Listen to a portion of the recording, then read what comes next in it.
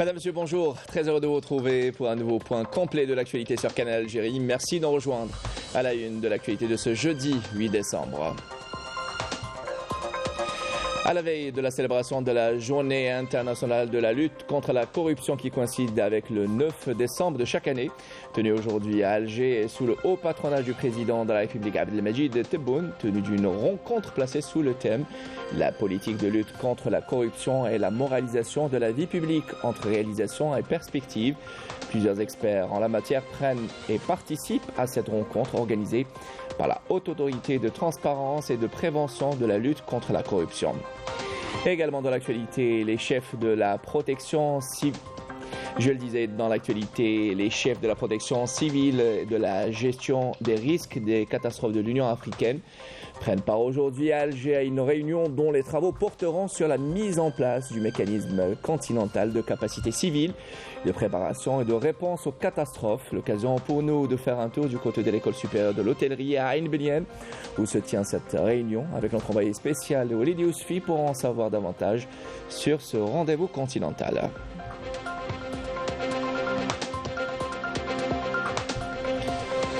Et retour dans ce midi sur le lancement officiel du portail gouvernemental électronique, un portail qui constitue une étape charnière dans la relance du processus de numérisation et de modernisation de l'administration publique et son rapprochement du citoyen. Cette opération entre dans la réalisation de l'un des engagements du président de la République pour la numérisation en Algérie et la généralisation de l'usage des technologies dans les administrations notamment. Et à l'international au Maroc, les scandales du Mersen s'accumulent, répression, expropriation et détournement de deniers publics.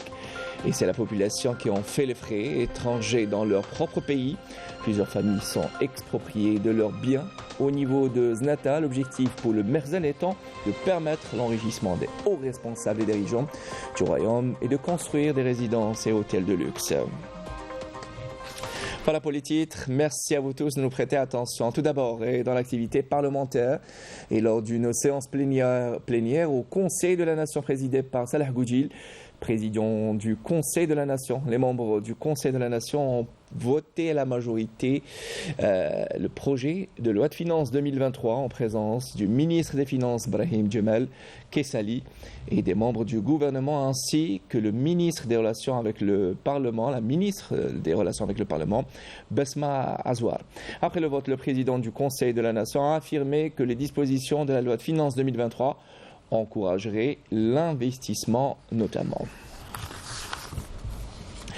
Sous le haut patronage du président de la République Abdelmajid Tebboune, la Haute Autorité de Transparence et de Prévention et de lutte contre la corruption célèbre en partenariat avec le Programme des Nations Unies pour le développement la journée mondiale de lutte contre la corruption placée sous le thème « La politique de lutte contre la corruption et la moralisation de la vie publique entre réalisation et perspective ». La rencontre est marquée par la présence du président de l'Assemblée populaire nationale Brahim Bourali et la présidente du PNUD en Algérie. À cette occasion, la présidente de la Haute Autorité de Transparence et de Prévention et de lutte contre la corruption, Salima Mousrati, a affirmé que cette rencontre a pour objectif de faire le bilan de toutes les réalisations des autorités publiques pour la concrétisation des principes essentiels de la moralisation de la vie publique et tracer les perspectives pour promouvoir la transparence et la prévention et la lutte contre la corruption. Et pour plus de précisions, nous rejoint depuis l'hôtel El Jazeera notre envoyé spécial sur place, Marim Damis. Marim, bonjour. Je le disais, cette rencontre placée sous le thème « La politique de lutte contre la corruption et la moralisation de la vie publique entre réalisation et perspective » a connu la participation de plusieurs experts en la matière. Bonjour Mounir, donc tout à fait, et parmi ces experts, Monsieur Gawazdine qui est le chef de division de la coopération internationale. Monsieur, bonjour. Bonjour madame. Donc voilà, donc la stratégie adoptée par la Haute Autorité de Transparence, de Prévention et de lutte contre la corruption aura un impact positif. Que pouvez-vous nous dire à ce sujet? Juste un point, le projet de stratégie n'est pas encore adopté, mais il est finalisé. ce qui est un processus qui est émanation d'un processus long de 2 ans. Pour lequel on prépare une multitude d'acteurs pertinents, institutionnels ou non institutionnels, la société civile, et puis aussi une empreinte de plusieurs experts internationaux. Donc l'avant-projet est finalisé. Qui contient un petit peu une approche qui appelle une synergie qui permet à l'ensemble des acteurs pertinents de participer à sa mise en œuvre. Avant sa mise en œuvre, donc ils ont pris part à son élaboration. Pourquoi une stratégie? C'est un petit peu pour aller au-delà de la vision ancienne qui part, en ce qui concerne la lutte contre la corruption, qui part de la répression, et puis la pratique qui voulait que chacun dans son coin, de manière isolée, lutte contre la corruption à sa manière. Aujourd'hui, on a un document assez cohérent qui permet un petit peu d'avoir une vision commune, une stratégie commune, un processus d'élaboration commun et un objectif commun qui sera, Inch'Allah, mis en œuvre à partir de l'année prochaine 2023. Merci beaucoup, monsieur. Donc voilà, Mounir. Nous vous donnerons plus de détails dans les prochaines éditions. Merci à vous, Madame Nami, et à votre invité pour toutes ces précisions. Je rappelle que vous étiez en direct avec nous depuis l'hôtel El Jazeera. Et dans le reste de l'actualité, comme je l'évoquais en titre, le ministre de l'Intérieur et des collectivités locales et de l'aménagement du territoire, Brahim Red, a présidé ce matin l'ouverture des travaux de la réunion des chefs de la protection civile et de la gestion des risques de catastrophes de l'Union africaine sur la mise en place du mécanisme continental de capacité civile, de préparation et de réponse aux catastrophes.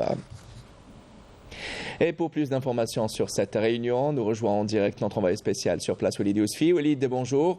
Alors, je le disais, avant cela, je vous invite à écouter le ministre de l'Intérieur et des collectivités locales, M. Brahim Red.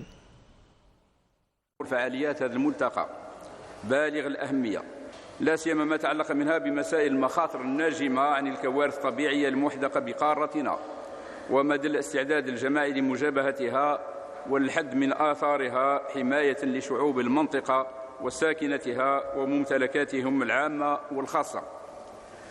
وعلى هذا الأساس جاءت مبادرة السيد رئيس الجمهورية السيد عبد المجيد تبون خلال الدورة ال40 للمجلس التنفيذي للاتحاد الإفريقي المنعقدة شهر فبراير 2022 باقتراح إنشاء آلية قدرات القارية للاستعداد والاستجابة للكوارث في إفريقيا. إن مبادرة مثل هذه لهي كفيلة بتحصين القارة أمام مختلف التحديات والرهانات التي تواجهها من خلال السعي الدؤوب لإيجاد حلول تسمح بتخفيف حدة الأزمات الناتجة عن المخاطر الكبرى وآثارها السلبية.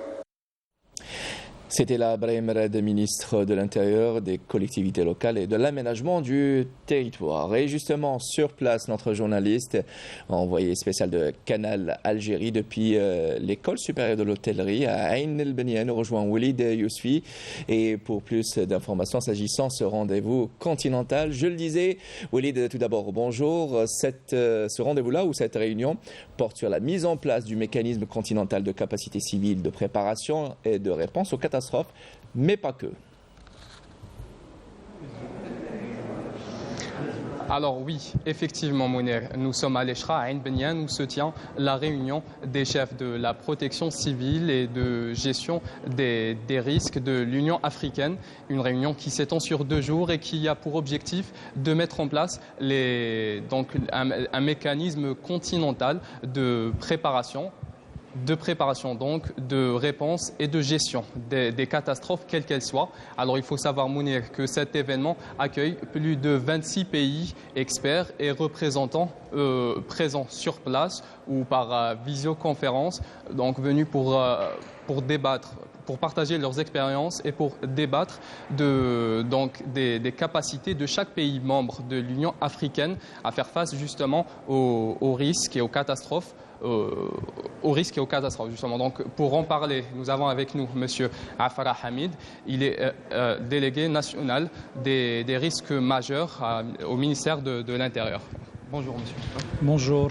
Alors, justement, parlez-nous de l'importance de ces mécanismes et de leur portée ici, en Algérie. Oui, merci. Comme vous le savez, notre continent africain est soumis à plusieurs risques majeurs et risques de catastrophe, qu'ils soient d'origine naturelle ou technologique.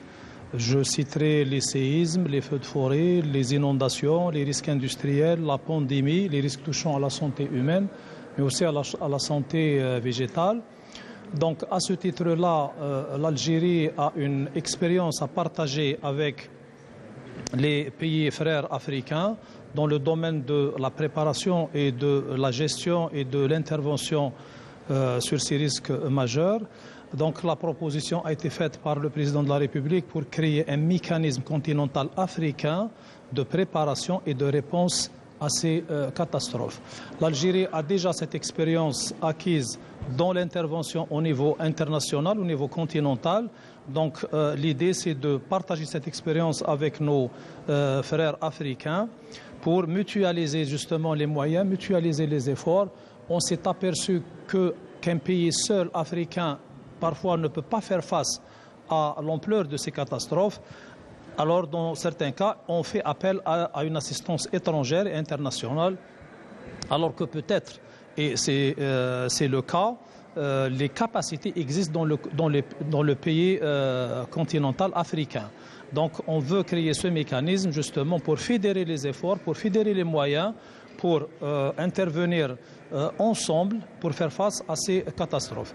Donc la réunion d'aujourd'hui, c'est une réunion qui regroupe une trentaine de pays africains, donc qui participent donc dans une vingtaine en présentiel, une dizaine donc en mode visioconférence. Donc qui vont examiner la note conceptuelle que nous avons élaborée préalablement lors de 2 précédentes réunions tenues avec les experts de l'Union africaine. Donc la vision algérienne a été préparée en collaboration avec l'Union africaine. Maintenant, aujourd'hui, on partage cette vision avec l'ensemble des pays, des États membres de l'Union africaine, pour sortir avec donc une feuille de route, pour sortir avec donc un mécanisme, avec un projet de statut qui sera examiné lors du prochain sommet du Conseil exécutif de l'Union africaine qui va se dérouler en février 2023. D'accord, merci beaucoup. Je vous en prie. Donc voici ce que l'on pouvait dire sur la situation monière pour l'instant. Nous reviendrons avec vous avec plus d'informations dans nos prochaines éditions. Merci. Merci beaucoup Walid Yousfi, à vous et à votre invité pour toutes ces précisions. Je rappelle que vous êtes en direct avec nous depuis l'École supérieure de l'hôtellerie et à Alger où se tiennent les travaux de la réunion des chefs de la protection civile de l'Union africaine. Et dans le reste de l'actualité également, poursuite des travaux de la 9e conférence de haut niveau sur la paix et la sécurité en Afrique à Oran, placé sous le thème « Soutien aux nouveaux membres africains au Conseil de sécurité des Nations Unies dans le traitement des questions de la paix et de sécurité dans le continent africain ». Cette conférence enregistre une participation de haut niveau, notamment au niveau ministériel, des États membres du Conseil de paix et de sécurité de l'Union africaine, ainsi que des membres africains du Conseil de sécurité de l'ONU. Et je l'évoquais en titre, lancement officiel hier du portail gouvernemental électronique supervisé par le Premier ministre Ayman Ben Abdelrahman, qui a déclaré que le portail entre dans la réalisation de l'un des engagements du président de la République pour la numérisation en Algérie et la généralisation de l'usage des technologies dans les administrations, les entreprises, pour offrir des services publics de qualité accessibles à tous. Yasmine Saoudi, plus de détails s'agissant de ce portail gouvernemental numérique. L'administration publique au plus près du citoyen, c'est désormais possible à travers Bouabatik, ce nouveau portail électronique gouvernemental. De manière instantanée, le large public aura accès à pas moins de 320 services numérisés, englobant 29 secteurs ministériels. Un autre acquis qui vient concrétiser le 25e engagement du président de la République, Abdelmajid Tebboune. Une action rendue possible grâce aux efforts des différents secteurs ministériels concernés qui visent à offrir des services publics numériques de qualité en toute transparence, répondant aux demandes des citoyens et des opérateurs économiques. Ce nouveau portail gouvernemental offre la possibilité aux citoyens d'avoir accès directement aux différents services ministériels. Un portail disponible dans les 3 langues, arabe, français et anglais, qui s'inscrit parmi les actions réalisées par le gouvernement à double visée, simplifier la vie aux citoyens et faciliter et encourager l'investissement en mettant à disposition des opérateurs économiques nationaux et étrangers toutes les informations nécessaires. Et tourisme à présent pour découvrir l'histoire et la culture de l'Algérie en parcourant les vastes régions. Une plateforme intitulée Circuit touristique Algérie a été mise en service au profit des internautes pour leur faciliter la recherche de destinations touristiques et offrir une expérience de qualité à travers le web. Cette plateforme regroupe plus de 1000 sites touristiques avec les détails de chaque site des 4 coins du pays. Plus de détails avec Hicham Sadoudi et Majda Jahmoun. Dans un monde de plus en plus connecté, numériser le secteur touristique et permettre aux internautes de trouver facilement une destination touristique demeure important pour la promotion du tourisme algérien. Le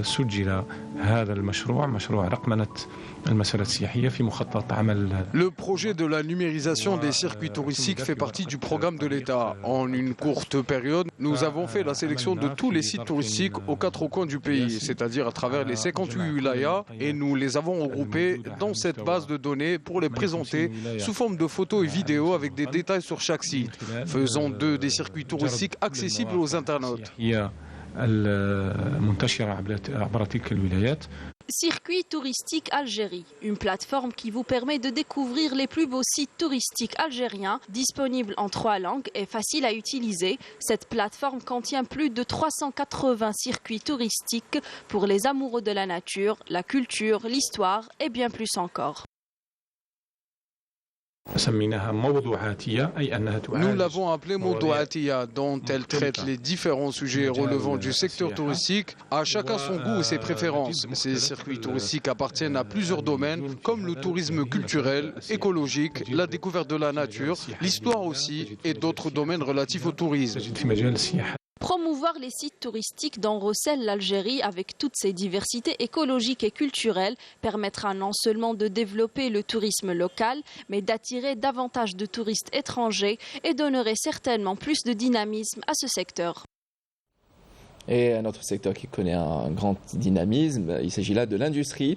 Et l'entreprise électro-industrie à Zazga, dans la wilaya de Tizi Ouzou, emploie plus de 800 personnes, aspire aujourd'hui à aller vers l'exportation. Cette unité industrielle a mis en place un riche programme de diversification de sa gamme de produits et de services, nous dit Fatiha Bouharab et Malika Bellala. Spécialisée dans la fabrication et la commercialisation de transformateurs de distribution et moteurs électriques monophasés et triphasés, l'entreprise électro-industrie d'Azazga crée de la valeur ajoutée en employant plus de 800 personnes et en produisant plus de 40 000 moteurs alternateurs par an. Le fraisage, le tournage, la rectification والافيوتاج. الدور هذا الموتور اللي رانا نخدموا فيها حنا عطوا له انرجي الكتريك هو يعطينا انرجي ميكانيك. شاك ترانسفورماتور ولا محول نديروا له لي زيسي نتاعو سيلون لي نورم كون يوتيليز سيلون لا نورم لا سي norme internationale, elle répond aux normes. Aujourd'hui, l'entreprise ambitionne d'aller vers l'exportation. Plus de 15 000 transformateurs électriques sont prêts à la commercialisation.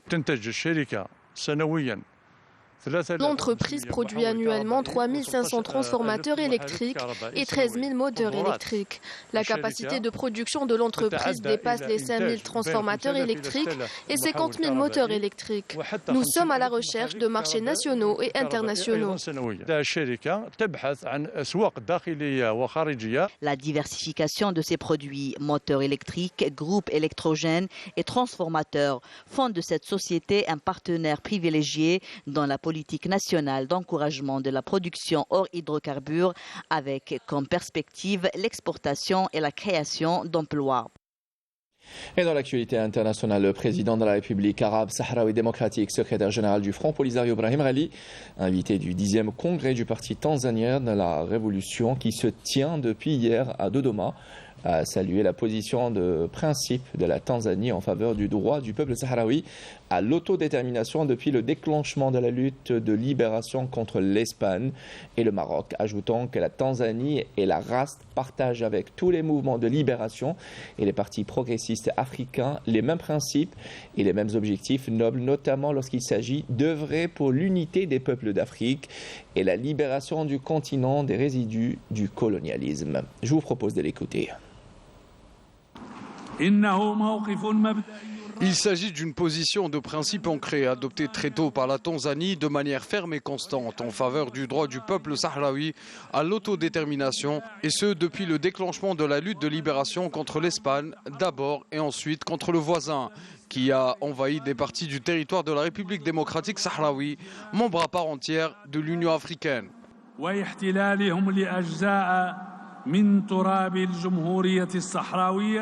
Et par ailleurs, les unités de l'armée populaire de libération sahraoui ont ciblé les retranchements des forces d'occupation marocaines dans les régions de Ros Diret et Fedrat al-Gharab dans le secteur de Hawza, faisant des pertes humaines et matérielles importantes dans les rangs de l'occupant. Les unités de l'APLS ont ciblé également les retranchements des forces d'occupation marocaines dans les régions de Ros Diret et Fedrat al-Gharab, comme je le disais, dans le secteur de Hawza. Et ces mêmes détachements avancés de l'armée sahraoui avaient concentré leurs bombardements mardi, ciblant des positions des forces d'occupation marocaines dans le secteur de Mahbes, dans les régions de Akwira Ould Blel et Oudi Damran, Sebrat, Nouchid et Akrara Fersik. Les attaques de l'armée sahraoui se poursuivent contre les retranchements des forces d'occupation marocaines qui subissent des pertes humaines et matérielles considérables le long du mur de la honte. Et au Maroc, les scandales s'accumulent contre le régime du Merzen. Cette fois-ci, il s'attaque aux plus modestes. Des milliers de familles sont expropriées de leurs biens au niveau de Znata. L'objectif pour le Merzen étant de permettre l'enrichissement de hauts responsables et dirigeants du royaume et de construire des résidences et des hôtels de luxe. Les détails avec Rafah Mouch. Après le trafic de drogue et la surexploitation de la classe ouvrière, le Merzen continue d'amasser des fortunes au détriment de son peuple, en se servant cette fois-ci de l'expropriation. Après l'épisode des habitants du Douar Oulet Sbita, à une trentaine de kilomètres au nord de Rabat, cette fois c'est au tour de la population de Zenata de connaître le même sort.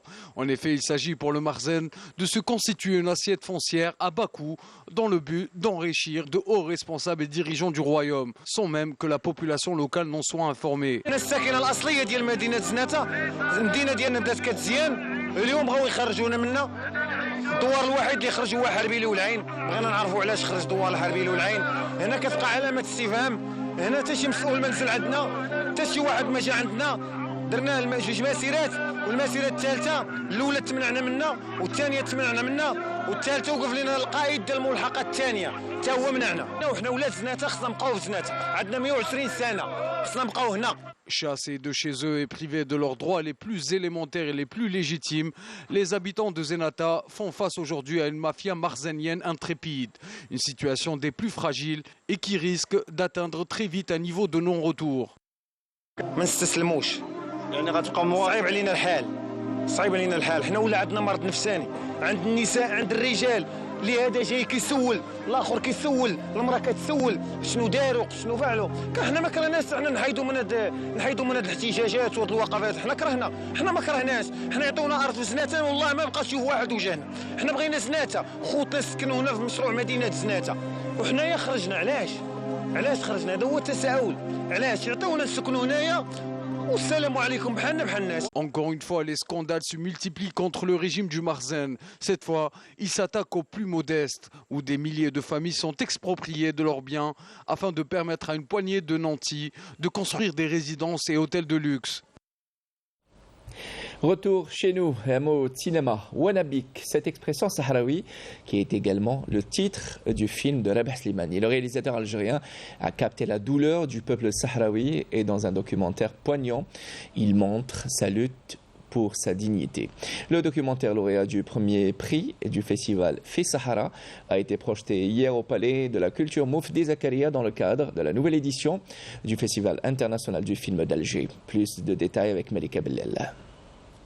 D'une durée de 95 minutes, le film Wanibik met en scène un groupe d'étudiants de l'école de cinéma des camps de réfugiés du Sahara occidental amenés à concevoir et réaliser leur film de fin d'études. Le réalisateur algérien Rabah Slimani va les suivre tout au long de la mise en œuvre de ce projet, relatant ses différentes étapes, les difficultés rencontrées et la manière de les surmonter dans un environnement dangereux. J'ai vu les camps, j'ai connu les Sahraouis et j'ai été adopté par la cause, par cette cause juste, et je considère que ces étudiants de l'école du cinéma, qui est une école unique au monde parce qu'elle est dans des camps de réfugiés, je trouve qu'ils ont beaucoup de courage et je trouve leur message très très fort. C'est-à-dire faire du cinéma pour lutter, pour moi c'est la première vocation du cinéma. C'est donc un film sur un film qui nous montre à la fois de jeunes Sahraouis vivant dans des camps de réfugiés avec tout leur enthousiasme et leur détermination, mais aussi un réquisitoire contre ce mur qui n'est pas sans rappeler d'autres, notamment celui infligé au peuple palestinien par l'entité sioniste. Je trouve que son film est doublement intéressant parce que ça permet de montrer le courage de ces étudiants qui, malgré tous les obstacles, essayent de travailler, essayent d'étudier et de faire et de d'explorer étudier dans leur branche, dans l'art, ce qui semblerait un peu surréaliste dans un endroit pareil. Cette prise de conscience de l'importance de l'activité cinématographique et audiovisuelle en tant qu'arme de libération dans un monde où les images sont devenues prédominantes commence à donner ses fruits avec la formation de jeunes Sahraouis à la culture du 7e art et à la maîtrise de ses techniques. On retrouve un petit peu ces jeunes Sahraouis qui ont filmé dans cette école, dans un camp de réfugiés. Nous l'avons été aussi. Ce que je peux vous dire, que le cinéma est une véritable arme qui peut être au service, quand elle est au service des causes justes, elle est merveilleuse. Le film Wanibik, le peuple qui vit devant sa terre, a remporté plusieurs prix, notamment le prix González Sint Awards de la justice sociale en Espagne. La première du film a été également diffusée à la 17e édition du Festival international Fissahara au Sahara occidental. Wanibik de son réalisateur Rabah Slimani, produit en partenariat avec la télévision algérienne. Et puis sport football pour terminer cette édition, la 13e journée du championnat de Ligue 1 Mobilis. Le football a été marqué par le derby algérois entre l'USM Alger et le leader, le CR Belouizdad, un match qui s'est soldé sur le score de 2 buts partout. D'autre part, le CS Constantine est parvenu hier à se racheter à domicile en battant facilement l'Azovshilev avec 3 buts à 0 et l'entente sportive de Sétif et la JS Saoura ont concédé un véritable coup d'arrêt en s'inclinant en déplacement face au MC El Bayed avec 2 buts à 0 et la JSS au Parado AC avec 2 buts à 1, dont plutôt de son côté le MC Oran a infligé une lourde défaite au Mouloudia Club d'Alger avec 3 buts à 0 au stade Ahmed Zabana d'Oran. Les Canaries, quant à eux, ont frappé fort hier en battant le RC Lerba avec 4 buts à 0. Ils se sont imposés donc avec l'art et la manière. Voilà qui termine ce journal. Madame, Monsieur, merci d'avoir prêté attention à l'information. On revient ce soir à 19h sur Canal Algérie. Tout de suite, les nouvelles du ciel signées Amel Arabi. J'aurai le plaisir de vous retrouver demain. Bon appétit si vous êtes à table. Au revoir.